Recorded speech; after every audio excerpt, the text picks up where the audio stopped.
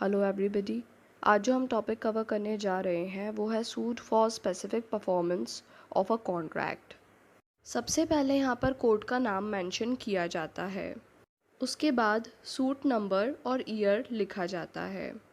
उसके बाद यहाँ पर प्लेंटिफ और रेस्पोंडेंट के डिटेल्स लिखे जाते हैं, जिनमें उनके नाम, उनके पिता के नाम और उनके एड्रेस को मेंशन किया जाता है। इस वीडियो में हम कवर कर रहे हैं suit for specific performance of contract to sell a residential plot को। प्लेंटिफ और रेस्पोंडेंट के बारे में इंफॉर्मेशन को लिखने के बाद फिर यहाँ पर मेंशन किया जाता है प्लेंटिफ के द्वारा पॉइंट्स को।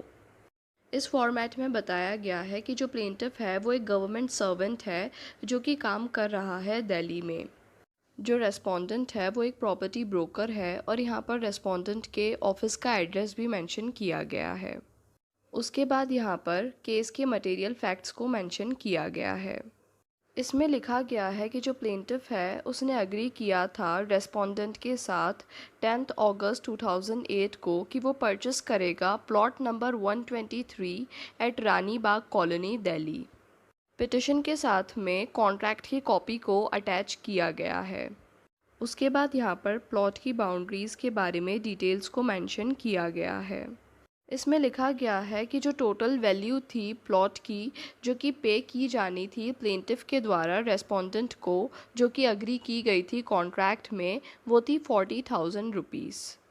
रेस्पोंडेंट के द्वारा 10,000 रुपीज़ पेमेंट को एक्सेप्ट किया गया था चेक नंबर 123 ऑफ SBI के द्वारा।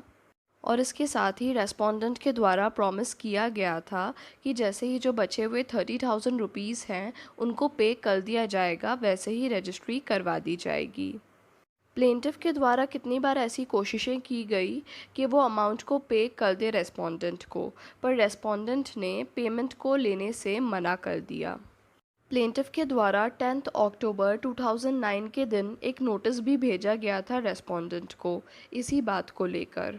जब हम एक बार फैक्ट से रिलेटेड पॉइंट्स को यहाँ पर ऐड कर देते हैं, उसके बाद फिर हम कॉज ऑफ एक्शन और लिमिटेशन के लिए पॉइंट्स को ऐड करते हैं। यहाँ पर बताया गया है कि सबसे पहले कॉज ऑफ एक्शन अराइज हुआ था 10 अक्टूबर 2009 के दिन, जब जो रेस्पोंडेंट है उसने प्रॉपर्टी को कन्वे करने के लिए मना कर दिया था और यहाँ पर जो अग्रीमेंट की टर्म्स थी उनसे इनकार किया था। और इसी वजह से ये बात साफ़ हो जाती है कि अभी जब सूट फाइल किया जा रहा है तो ये suit with in time he file किया जा रहा है। उसके बाद फिर यहाँ पर वैल्यूएशन को मेंशन किया जाता है।